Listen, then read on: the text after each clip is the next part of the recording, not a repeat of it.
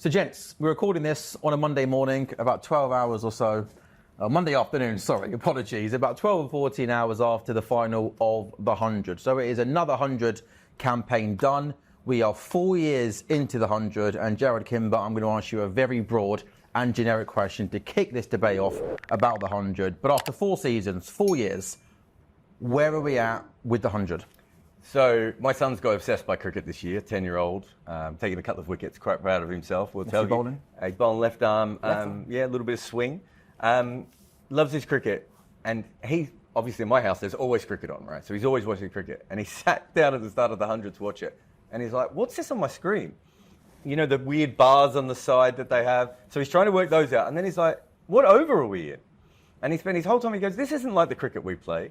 And it's really interesting, 4 years in, that he's seen the 100 a little bit before. He's been to games and everything. But he was still sitting there. All the stuff that was supposed to make it more easy for kids confused the hell out of him as a cricketer. I found that really interesting. It's like, that's one sample size, right?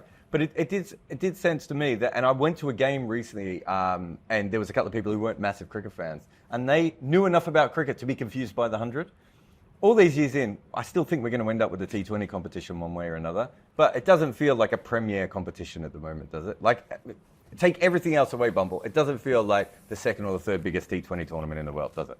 No, I mean, the shouting from the rooftops that it was at the Hall of Cricket and there were 20,000 plus people in. There should be.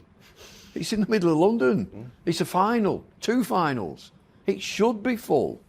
And I just wonder whether it is specific to London. Whether it's great in London, because if you go out into the Shires, it's been okay attendance, it's been okay. But I want to take you right back. I was privy to quite a number of meetings before it started, so 4 years ago, with some big hitters, some real influential people. And I'll just tell you what was said. It's not for mainline commentators. We're going to have children's celebrities, celebs, actors, singers, presenters. No, they haven't. No. It's exactly the same commentators. The other thing that we're not having, because we're going to attract a new audience, we're going to get families and young children and mums and dads. It's not long leg, it's not short mid-wicket, it's not deep long off. We don't say any of that. Yes, they do. Yeah. It is exactly the same commentary, exactly, as a 50-over match, as a test match, as a T20 match. Exactly the same. Have you watched any Major League Cricket? No. So I'm not shocked at that. Major League Cricket, it's really interesting because they are clearly commentating for 2 different audiences at all time, right? Because they are commentating for people who've never seen cricket before and have just managed to switch it on because there's cricket on in America, and they're commentating for people like us who watch everything because we're sick people, right? And it's interesting watching the commentary try and swing between those two things of like, that's going down the long leg. But what is long leg? Yeah. Scotty Styris comes on and he tells you what long leg is. And I'm like, that's probably a better option than pretending that long leg doesn't exist, right? Well, a long way. Yeah. Is it a long way? You don't need anything more than that. Yeah. And I'll just pitch up here. I can make that sing. I can do commentary. I can make it sing. I get it. Did you used to commentate? I did a little bit. You were very good, by the way. We missed you a lot. No, I'm out of work worldwide. I could bang that 100 like you wouldn't believe. No, I enjoy it. I like it. But like Jarrod says, there's something got to give. Yeah. Now, what if you go and flip it completely the other way, bin T20 and just play 100? That's a big problem for India, because they want more adverts, they want more time, more viewing time to get more adverts in, for the broadcaster want to get his money back, for the owners to get the revenue. So it's a big problem to reduce the game in India. But there's one of them got to go. Yeah. It has. It's just simple. I enjoy the 100. I enjoy it. I get it. It's 100 balls. To me, it's dead simple. I'm exactly the same as him. His lad's 10-year-old. I'm a lot older than that. I have not a clue what they are. Me and my wife, last night, for the finals, we were stood looking at it. How many are they? Yeah. How many are they? Who's in, who's not in? And you know, it's confusing. Yeah. It is. It's weird that in trying to make it simpler, they've made it more confusing. Like things like saying, that's a long hit. Well, wait a minute, long hit to where? And why does that matter? And is there a field? Do you know what I mean? Like little simple things like that. Here's my question for you. It's probably going to end up being a T20 tournament because the 100 actual format. Sorry, when he says it's going to be a T20 tournament, these 8 franchises are going to play in the same time of the year in a T20 competition, or are they going to scrap it completely and then just bring in the Blast into peak summer and try and improve the Blast? No, so I think they'll keep the 100 as a competition. And make teams, it T20. But make it T20. So you'll have a T20 competition, which is the new 100, and you'll also have the T20 Blast. So the private investment that's going to come in, the private investment will probably come from India. Yep. A little bit of American money as well. And a bit of American money. But they, again, if they're going to shift it back into India, they'll want it a bit longer to get all their adverts in. Yeah. That's where they make the money. And not just longer, they'll also, I think if I was an Indian owner and I was paying, I don't know, quite a few million to get involved with 48, 49% of this, I'd be a little bit annoyed that it's then being dumbed down for India where there's 1.3 billion people who seem to understand that there are 6 balls in an over, who seem to understand that there's 120 balls and they can work out that math. I always thought it was... They know what long leg is? They might even know where some of the fielding positions are. It is very entertaining. But again, just going back to these meetings, that we're going to have the best players. No, you haven't. Well, haven't. I just said to Jarrod before we came on air, bar maybe Rashid Khan and Adam Zampa, apart from the West Indies players, there's no one really here, is there? No, but again, they're not attracting them because there's not the money. Yeah, they're not. It's on the cheap at the minute. Now, whether the new investment will just up the ante and get some better players, but I'd enjoy it. I've got to say, I enjoy it. But there is a massive but. You can do a lot better. They can do a lot better. So how can the 100 then be as big as the IPL Bumble? Is the key thing there, new investment coming in? Make it 20 overs. So 20 overs. Of the best investment players. With more money brings over the best players. Those two things then, Jarrod, 20 overs, more money, is that another big step, 2 big steps, and maybe one day trying to get half as big as the IPL, not even as big as the IPL? You knew I was going to jump 25% as big as the IPL. Maybe 10%, Jarrod, I don't know. The issue at the moment is, and this is a really boring cricket thing, but it's true, and it's why the 100 is struggling right at the moment, is that the IPL owners already own most of Major League Cricket in America. Yes. Right? So if they own that, they're always going to, let's say they buy 100 teams as well. If Major League Cricket keeps going, it doesn't need to be massive, but if it keeps going, they're sometimes going to want to send their better players over to America because they want their San Francisco franchise or their Seattle franchise to win, right? Mm-hmm. And so the 100 is always going to be competing with another major TV market league, right? Now, maybe Major League Cricket never gets to the level of the 100 or anything else, but Americans seem to do sport quite well and work these things out over time. So it's always going to have that sort of issue. The main problem is that the 100 is not always going to have the best English players, right? And the 100 is not always going to have any Indian players for a while. It might eventually have some of the lower level players. It probably won't have the top level players. And then the international players are going to be split. So if you're talking about it as like the second best league in the world, it's very hard for the 100 to be the second best league in the world. And in terms of England players, Bumble, being involved in the 100, in terms of the way they did it this year, then they had maybe a few days off after the West Indies series. Then the majority of them came in after maybe 1 or 2 games. Then a few kind of came in sort of halfway through. Gus Atkinson, Ben Stokes.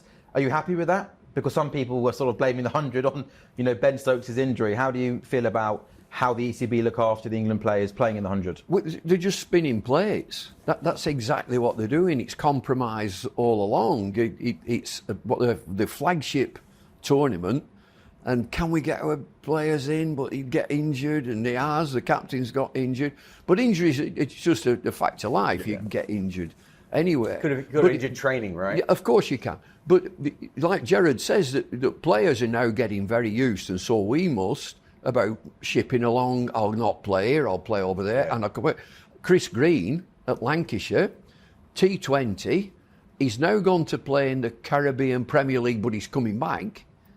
And so, I'll go get on a flight, and that'll be 8 hours, I'll be back. I think Mohammed Amir had something like he played in 3 competitions in a week. I think he did a T20 Blast. Yeah. He played a game for the Oval Invincibles in the 100, and then he went somewhere else. But you've got to clean that up. That's got to be cleaned up somehow. Will that ever be cleaned up? Well, see, I think that's the bigger issue. There was that one in South Africa when the South Africa and the UAE tournament was going on at the same time. I was working on it. And they had players in the UAE wearing hats from the South Africa tournament, right? Yeah. Like, do you know what I mean? They didn't even have the full equipment that they needed for those things. And there was one player, forget who it was, but I think it was an English player who got on a plane in South Africa to get to the UAE to play for one team. And when he got there, he was playing for another team. Like, he didn't even know what side he was playing for till he got to the airport in Dubai.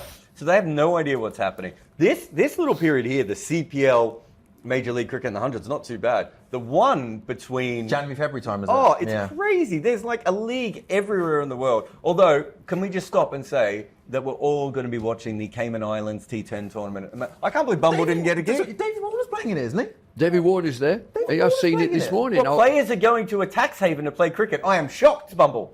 Well, do you know who lives? He'll be mortified. Who actually lives in the Cayman Islands?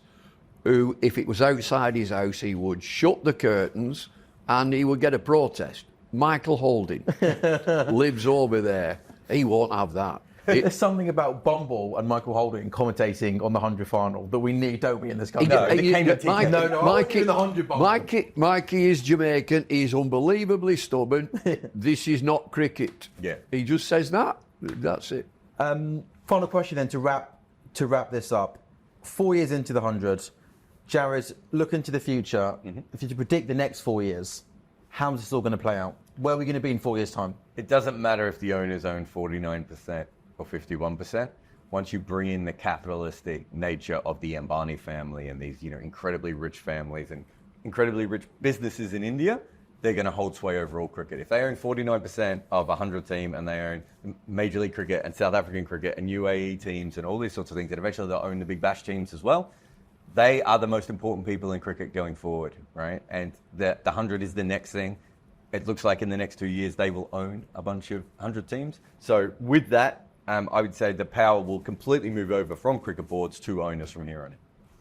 And Bumble, in terms of the actual cricket itself on the pitch, we know England have got a white ball series in a couple of weeks' time against Australia. We're expecting there to be quite a few changes after 2 disappointing World Cups. Any players' names you want to throw that you think could be included in that white ball squad for the first time? Maybe someone like a Jacob Bethel. I was just going to say Jacob Bethel will be up there. I think they're actively looking for a left armour with a bit of pace. It's always nice to have a different angle. I agree with that. But they're resetting, aren't they? That's pretty obvious. After the World Cups and a new change of coach, captain has stayed in his position, Josh Butler, but they're looking for new players. Great opportunity for young players to come in. Saw one the other day, and a bit left field, Ollie Price at Gloucester, batted 3, played okay, played a short ball unbelievably well. But, lads will be optimistic of getting into that England team, where it's been a settled team, going Owen Morgan, then to Josh Butler, he's been settled, all guard, that'll all change. Any names you've seen you want to throw out there that you like? Do you know who I like? And I think he's only played 2 or 3 games, is Tom Alsop. I saw him play in the Blast, a couple of knocks where I thought, oh, he's pretty good. Then I saw he wasn't in. I don't think he was even listed in the 100 originally. Might have been a late pickup or whatever that situation was. It certainly didn't play. And then every time I seem to watch a game, he's taking runs at the moment. Got against the Oval 60 off 20, or didn't he? Against the Rockets, he's very he's old school sort of compact play. He reminds me a little bit of Colin Ingram, or David Warner, like a slightly smaller left-hander, like pugnacious type of player. But he whacks him when he wants to as well. But he looks like he's got a proper cricket brain. I don't know how he fits into the England system, but he's an interesting player. What they'll be looking, and they're pretty savvy of this lot, they'll be wanting somebody to slot in at number 6 or 7, as they call it, the finisher. They want an explosive pair at the top. Yeah. And that's the way they'll look. Who fits what we want. The other given, they've got to be gun fielders. And I saw an absolute star fielder. Oh, wow, look at this. Like old Wharton at Yorkshire. Right. Wow, what a fielder. Don't run if you hit it anywhere near him. On AM, on DAB, via the talkSPORT app and on your smart speaker. talkSPORT.